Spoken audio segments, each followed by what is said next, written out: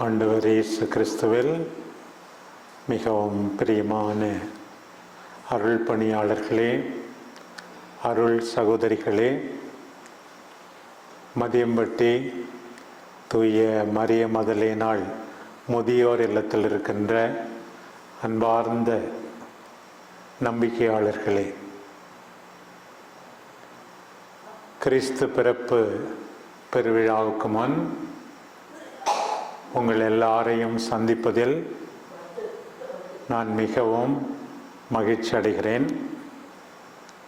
நீங்களும் மகிழ்ச்சியாக இருப்பீர்கள். கிறிஸ்மஸ் பெருவிழா எல்லாருக்கும் மகிழ்ச்சி அளிக்கின்ற விழா. கிறிஸ்து பிறப்பில் பல்வேறு மனிதர்களை நாம் பார்க்கிறோம். எல்லாரை விட முக்கியமாக யார்? இயேசு குழந்தை இல்லையா? எல்லாரை விட முக்கியம் யாரு? இயேசு குழந்தை. இயேசு குழந்தையை நாம் மறந்துவிடவே கூடாது. குழந்தையாக ஒரு விதத்தில் மற்றவர்களுடைய பாதுகாப்பை நம்பி அங்கே இருந்தாலும் நம்ம எல்லாருக்கும் பாதுகாப்பு அளிக்கிறவர் அந்த இயேசு தான். அவரிடம் நாம் போக வேண்டும்.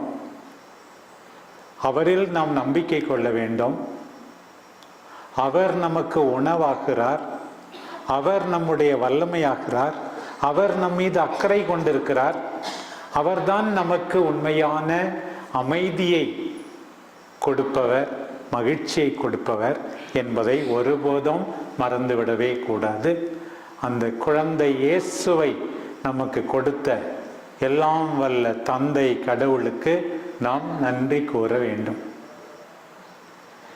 இன்னும் நிறைய பேரை பார்க்குறோம் இந்த கிறிஸ்மஸ் சமயத்தில். இயேசு குழந்தைக்கு அடுத்து முக்கியமானவங்க யாரு? அடுத்து யாரு முக்கியமானவங்க?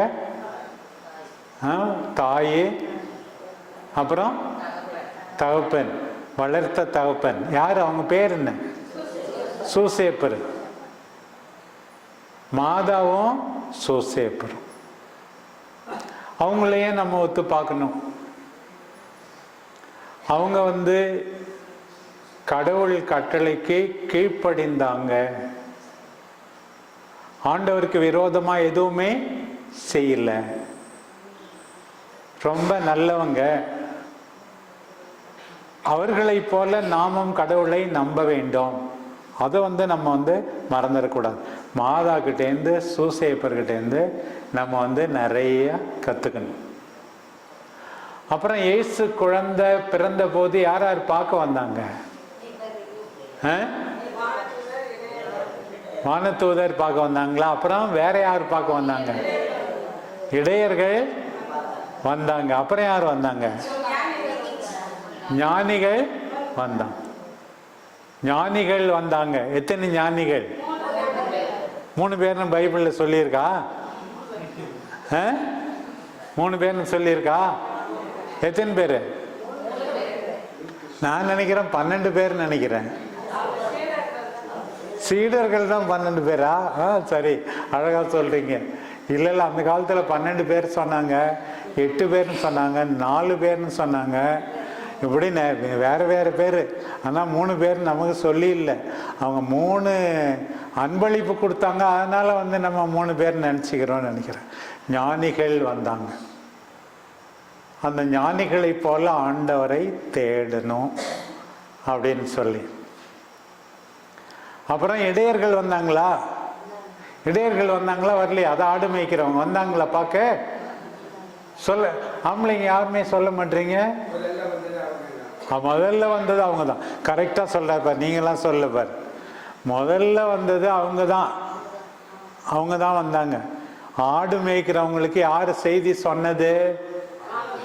வானதூதர் சொன்னார். அதை பார்த்துட்டு அவங்க வந்தாங்க. அவங்களும் ஏதாவது அன்பளிப்பு கொடுத்துருப்பாங்க. ஆனா அவங்களும் ஏற்றுக்கொள்ளப்பட்டார்கள். இதுலேருந்து நமக்கு என்ன தெரியுதுன்னா, கடவுள் நம்ம எல்லாருக்காகவும் பிறந்திருக்கா. யாருமே ஒதுக்கி இல்லை. இன்னைக்கு மதியம்பட்டியில் இருக்கிற தாத்தா பாட்டிங்களுக்காக இயேசு சாமி பிறந்தாரா?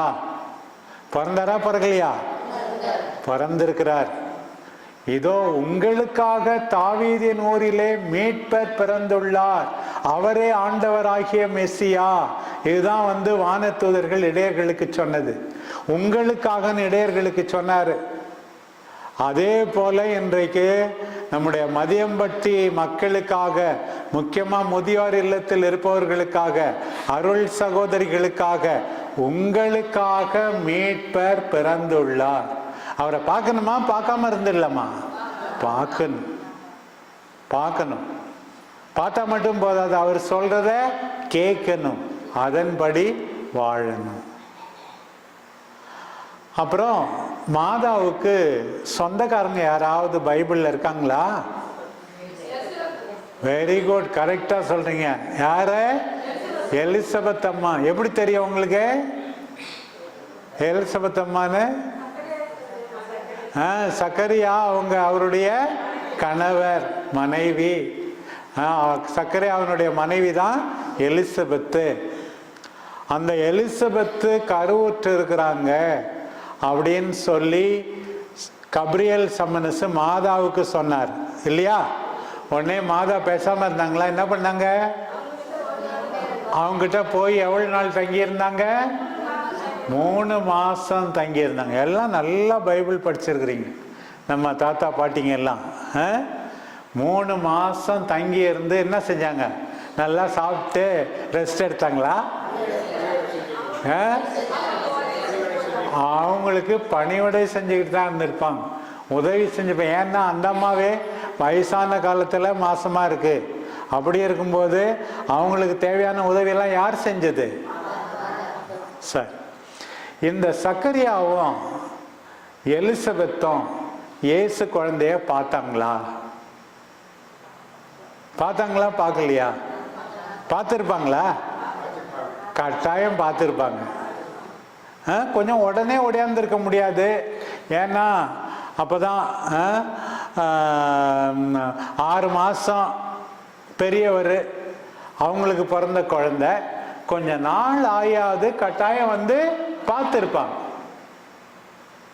ஏசு பிறந்திருக்காருன்னு கட்டாயம் பார்த்துருப்பாங்க.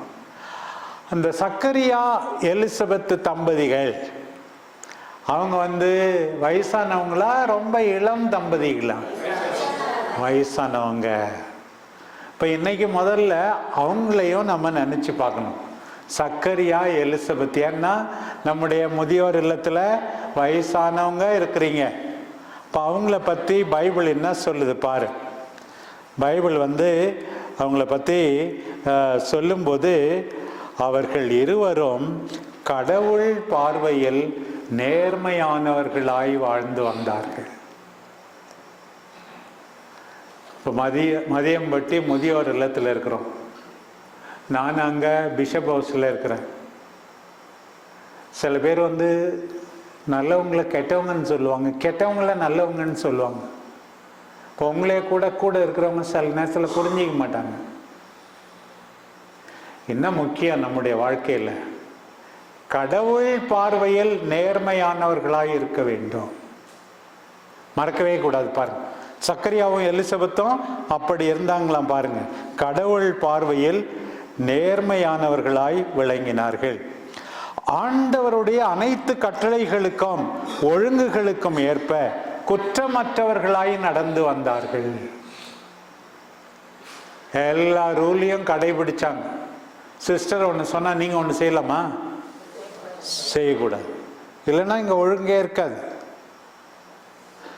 எல்லா கட்டளைகளையும் ஒழுங்காக கடைபிடித்தார்கள்.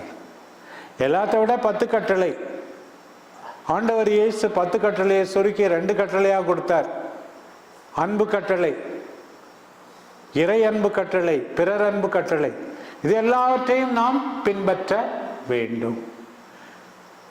கட்டளைகளை கடைபிடிப்பது குற்றமற்றவர்களாய் நடப்பது. பாருங்க, இன்னும் அவங்கள பத்தி நம்ம நிறைய தெரிஞ்சுக்கிறோம். மாதா போன உடனே எப்படி எலிசபெத் அம்மாள் மாதாவை வாழ்த்தினார்கள், மாதா வயிற்றில் இருந்த குழந்தையை வாழ்த்தினார்கள் என்றெல்லாம் நமக்கு தெரியும். சக்கரியா எப்படி ஆண்டவரை புகழ்ந்து பாடினார் என்று நமக்கு தெரியும். ஜெபிக்கின்றவர்கள், நம்பிக்கையாளர்கள், குற்றமற்றவர்களாய் நடந்தவர்கள் கடவுள் பார்வையில் நேர்மையானவர்கள். அன்பார்ந்த முதியோரே, உங்கள் எல்லாருக்கும் இன்றைக்கு மிக முக்கியமாக மறக்க முடியாத 2 முதியோர் கிறிஸ்துமஸ் சமயத்தில் யாரு? சக்கரியாவும் எலிசபெத்தும். நானும் அவர்களை போல வாழ்வேன் என்று எல்லாரும் முடிவெடுக்க வேண்டும். அப்புறம் என்ன 2 வயசானவங்கள இயேசு குழந்தை பிறந்த பிறகு நம்ம பார்க்கிறோம். பாருங்கள், என்ன 2 வயசானவங்க, மாதாவும் சூசேப்பரும் இயேசுவை கோயிலுக்கு கொண்டு வராங்க காணிக்கையா ஒப்பு கொடுக்க. அப்ப யார பார்த்தாங்க? சிமியோன் ஒருத்தர், இன்னொருத்தர் யாரு? அண்ணா. Very good. சிமியோன பார்த்தாங்க, அண்ணாவை பார்த்தாங்க. அந்த சிமியோன் பாருங்க, ஆவியின் தூண்டுதலால் அவர் கோவிலுக்கு வந்தார். அவர் குழந்தையை கையிலே ஏந்தினார். குழந்தைக்காக, மீட்பருக்காக காத்திருந்தார். நம்ம பார்த்திருக்கோம், சூசேப்பர் கையில குழந்தை, மாதா கையில இயேசு குழந்தை, அந்தோனியார் கையில குழந்தை, இன்னும் எத்தனையோ புனிதர்கள் கையில குழந்தை இருக்கு. இப்போ உங்கள் கையிலும் அந்த குழந்தை இருந்தால் எவ்வளவு சந்தோஷப்படுவீங்க பாருங்க. இயேசு குழந்தையை நீங்கள் கையில் ஏந்தினார். அப்ப அவர் என்ன சொன்னார்? முணுமுணுக்கவில்லை, பொறுமையாய் காத்திருந்தார், ஆண்டவரை புகழ்ந்தார், அந்த தாயை வாழ்த்தினார், அவருக்கு என்ன நேரும் என்று தீர்க்க தரிசனம் சொன்னார். சில பேர் வயசான காலத்துல என்ன செய்வாங்க தெரியுமா? கண்ணு கூட சரியா தெரியாது, காது சரியா கேட்காது, நடக்க முடியாது, நல்லா வேலை செய்ய முடியாது, நாக்கு மட்டும் வேலை செய்யுது, போட்டு திட்டிக்கிட்டே இருக்கும் சில தாத்தா பாட்டிங்க. இப்படி நீங்க யாராவது செய்றீங்களா? அப்படி செய்ய மாட்டீங்கன்னு நினைக்கிறேன். சண்டைலாம் போடுறீங்களா? ஆமாண்ணா. ஐயோயோ, சண்டை போடக்கூடாது, சண்டை போட்டு கூடிக்கிறீங்க. ஆமா, மன்னிச்சிடணும். பவுலடியார் சொல்ற மாதிரி சாயந்தரத்துல உடனே சூரியன் சாயுமன் உங்கள் கோபம் தனியட்டும். சண்டை போட்டுட்டு சமாதானம், அது நல்லது. ஆனா சண்டையே போடாம சீமோன் மாதிரி நல்ல வார்த்தை பேசணும், பொறுமையை இழந்து விட கூடாது. பாருங்க. அப்புறம் பாருங்க, இன்னொரு பாட்டி அண்ணா 7 வருஷம்தான் புருஷன் கூட வாழ்ந்தது, விதவையாயிடுச்சு. 84 வயசு வரைக்கும் கோயிலே இருந்து வேலை செய்யுது. உங்க கோயிலெல்லாம் சுத்தம் பண்றீங்களா? நீங்க உதவி செய்றீங்களா சிஸ்டங்களுக்கு? செய்றீங்க. நீங்க இருக்கிற இந்த இடமே கோயில் தான். அல்லும் பகலும் இடைவிடாமல் அண்ணா பணிவிடை புரிந்தார்கள்.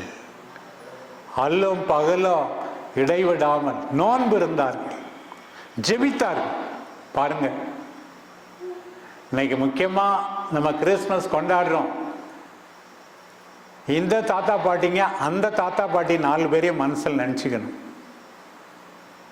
சக்கரியா, எலிசபெத், சிமியோன், அண்ணா எவ்வளவு நல்லவர்களா இருந்தார்கள் பாரு.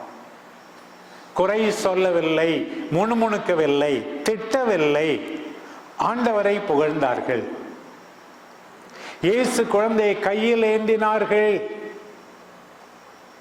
இயேசு குழந்தையால் ஆசீர்வதிக்கப்பட்டார்கள். ஒவ்வொரு நாளா அவர்களை பின்பற்றி நாம் வாழ்ந்தால் அர்த்தமுள்ள கிறிஸ்துமஸ். நான் அடிக்கடி சொல்வேன், அன்பு செய்யும் உள்ளங்களுக்கு அன்றாடம் கிறிஸ்துமஸ், மன்னிக்கும் மனங்களுக்கு நாள்தோறும் புத்தாண்டு. உங்களுக்கும் அவ்வாறே இருக்க வேண்டும் என்று வேண்டிக் கொள்வோம். ஒவ்வொரு நாளும் அன்பிலும் அருளிலும் வளருங்கள். ஆண்டவர் உங்களை ஆசீர்வதிப்பாராக. ஆமென்.